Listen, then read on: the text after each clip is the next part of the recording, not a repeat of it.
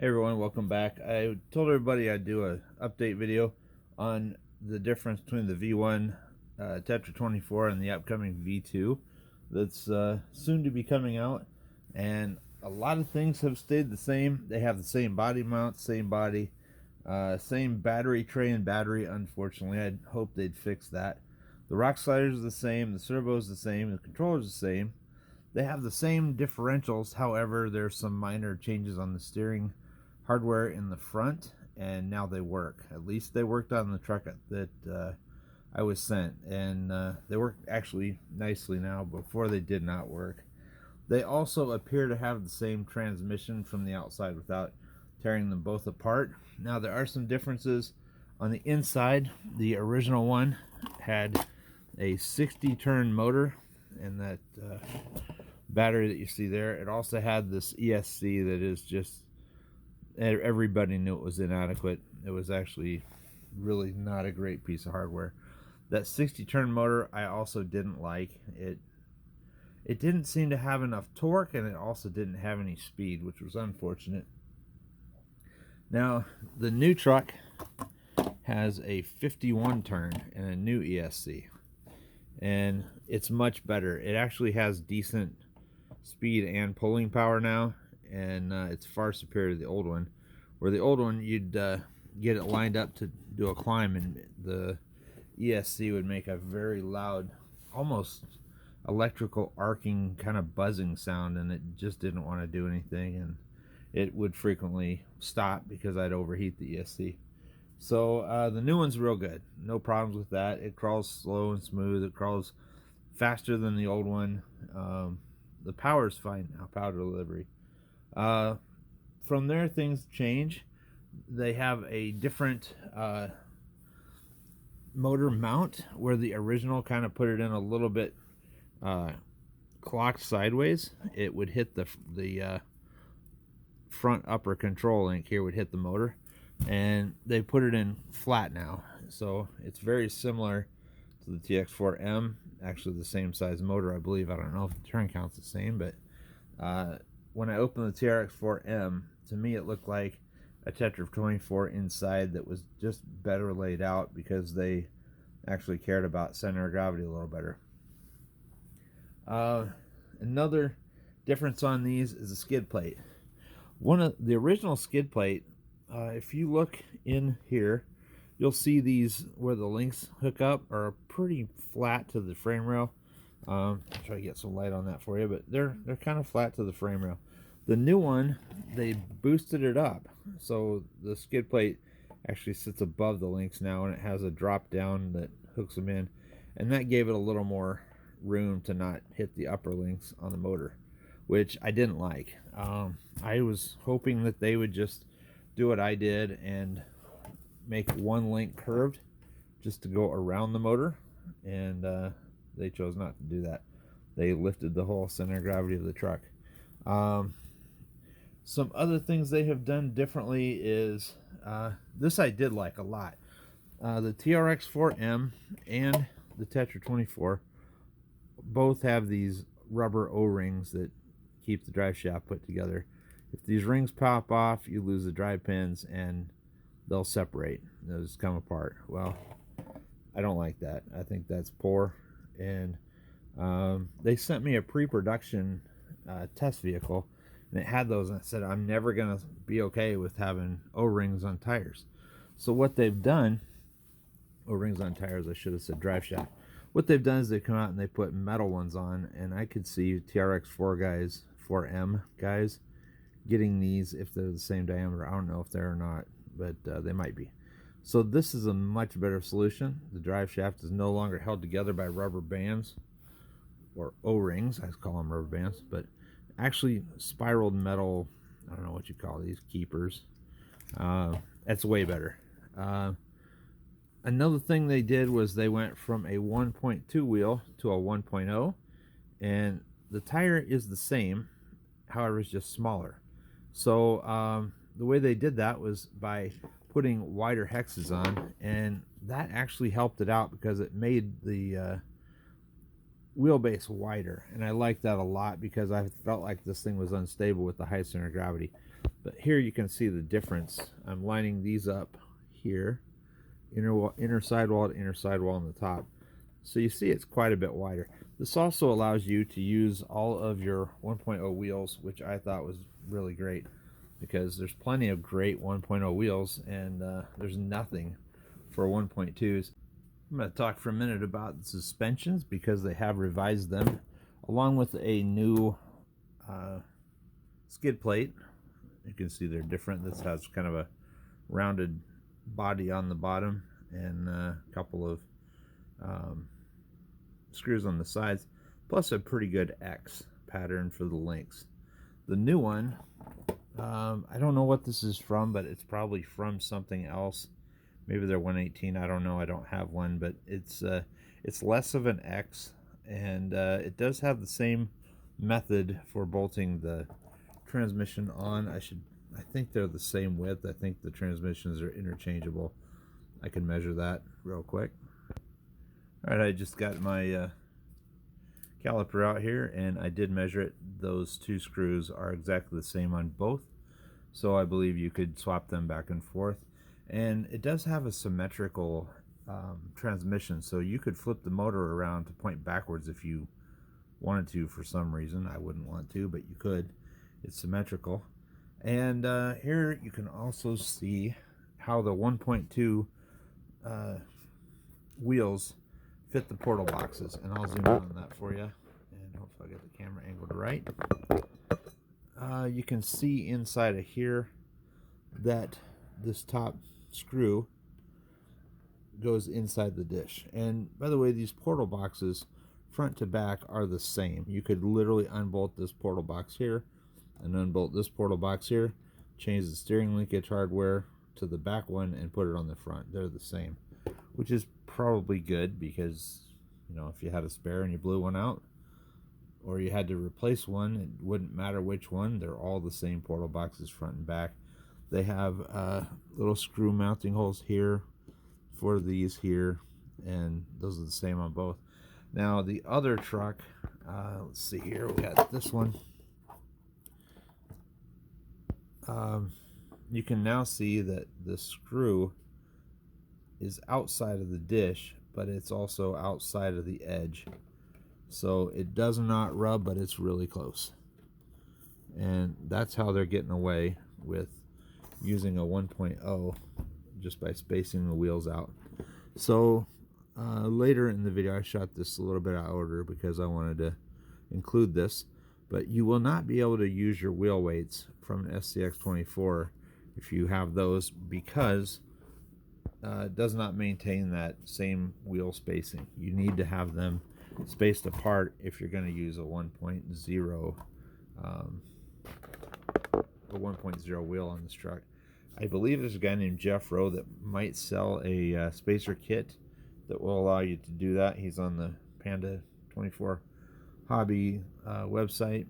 And one thing they did right that I wish Axial would do is they left a little bit of extra meat on this, so you can get a bolt on that a little bit farther, and it would allow you to space a wheel excuse me, space a wheel out and still have enough threads here to catch the bolt. And wish Axial would take that clue from them, because it's really nice. You can see that they took advantage of it here. I'll try to zoom in and show you so you got, I don't know how many threads that is, but it's several threads still sticking out. Even with the spacer, you still have a few. It's probably 3 or 4. I do now have permission to talk about all this, so I'm not speaking out of turn. I wouldn't talk about it if I wasn't, if I told somebody I wouldn't, but I've been released from an NDA, so no worries there. They sent a 1.0 tire that is the same size as the 1.2, and it has a lot more sidewall, and I thought this was a good looking tire. I'm kind of surprised that it didn't come with it.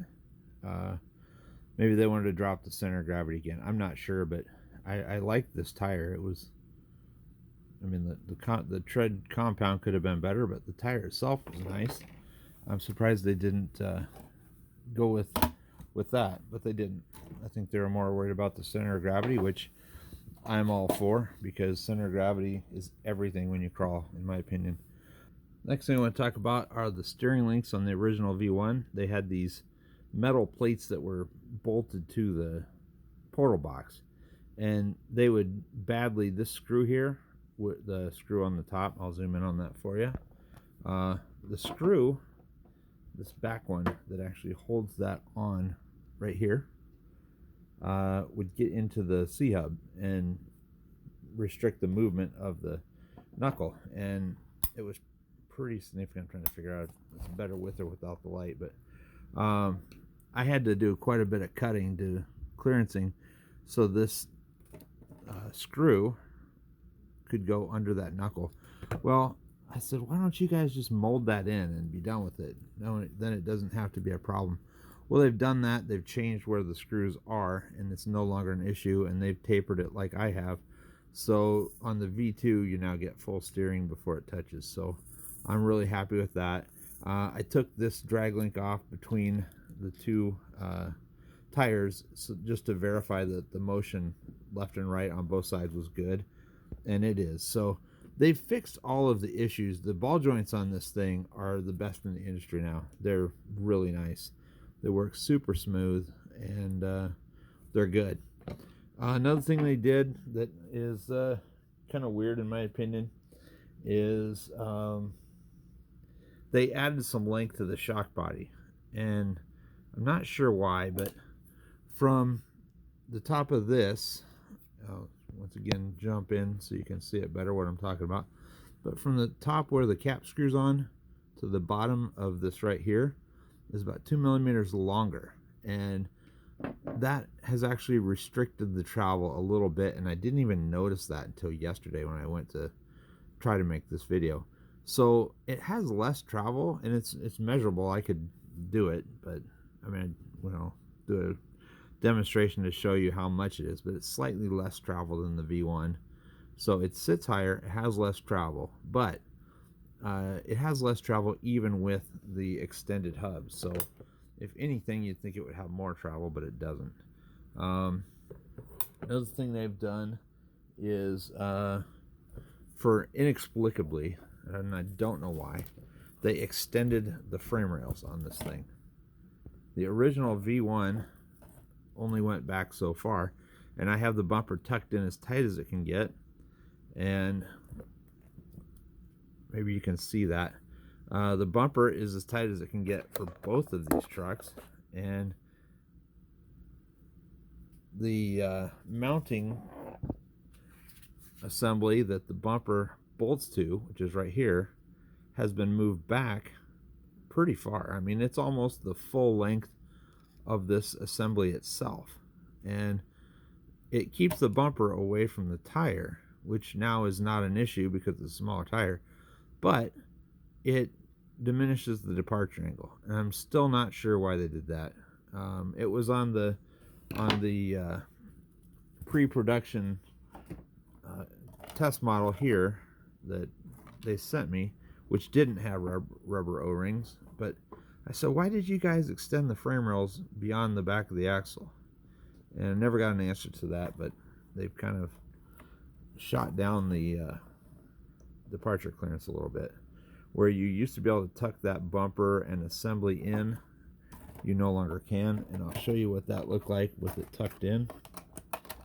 And I tucked it in deep, and it looked good that way.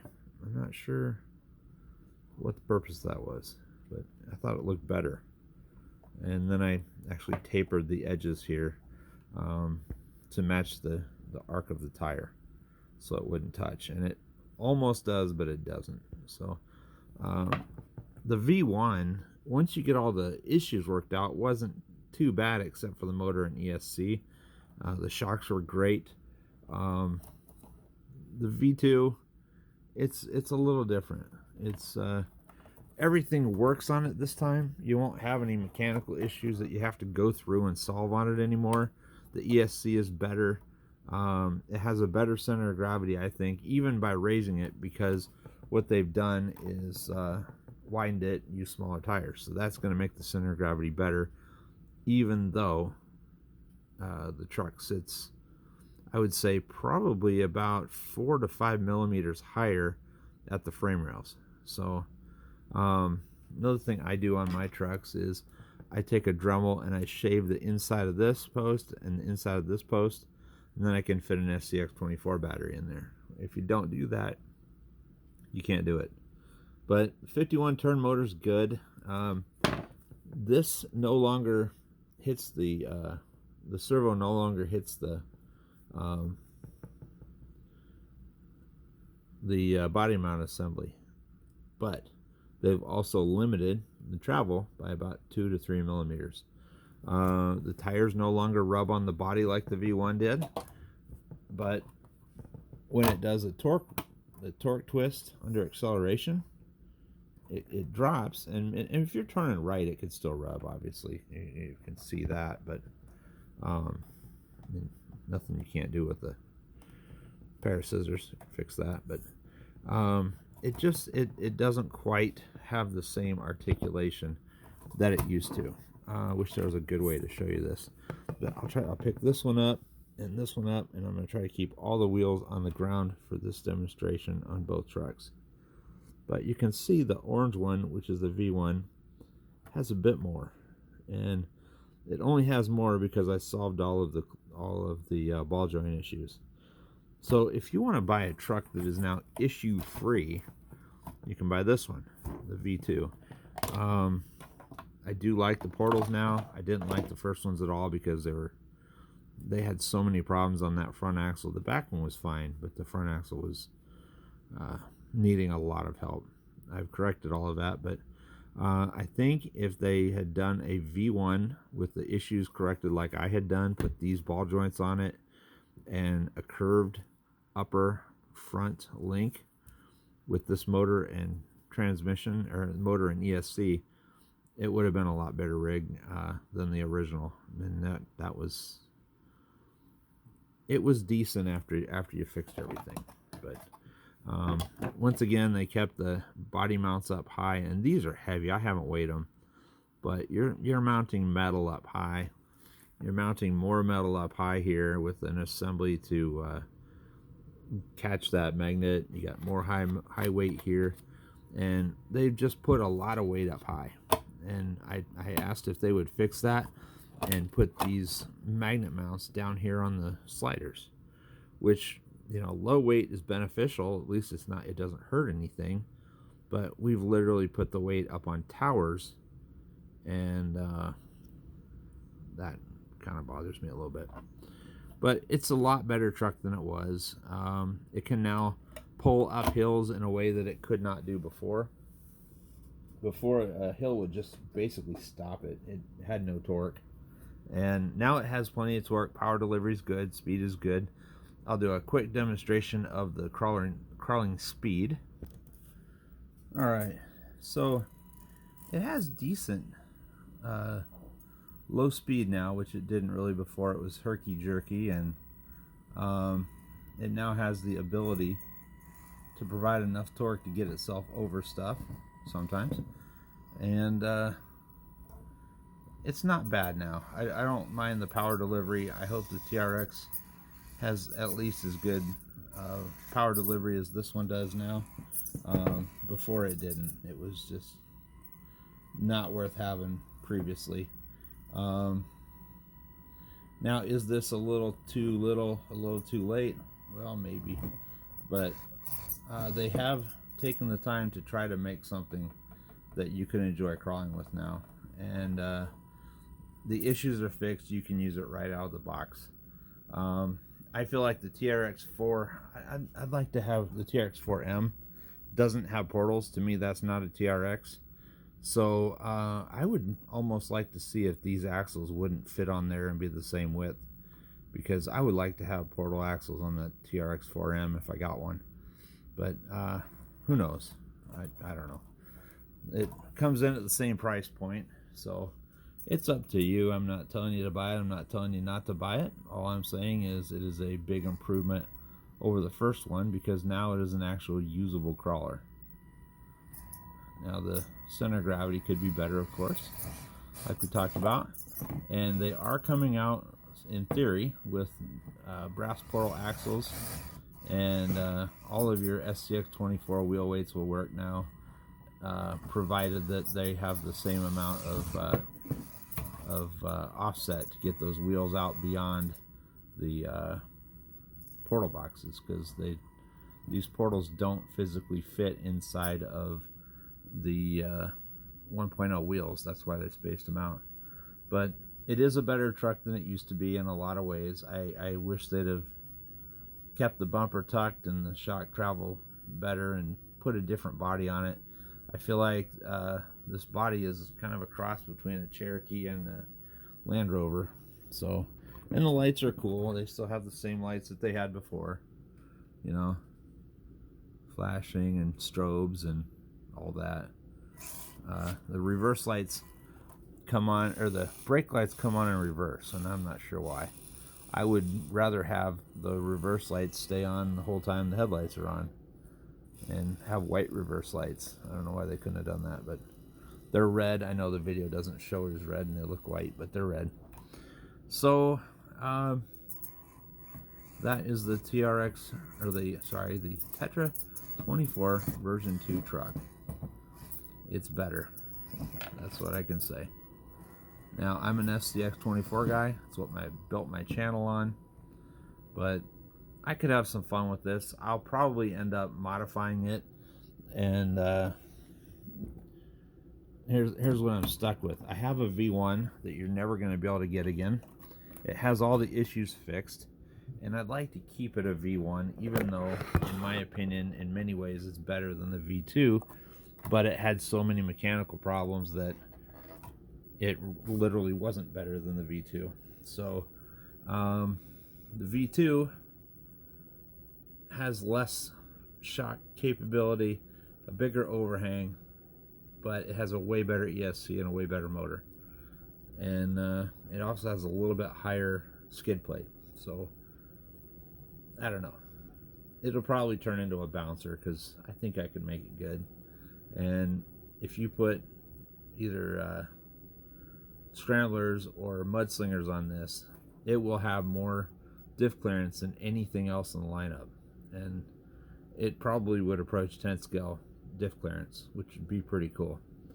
So it does have some benefits, but that's all I got for tonight. I hope you enjoyed the video. I don't know, I'm not saying buy it, I'm not saying don't buy it.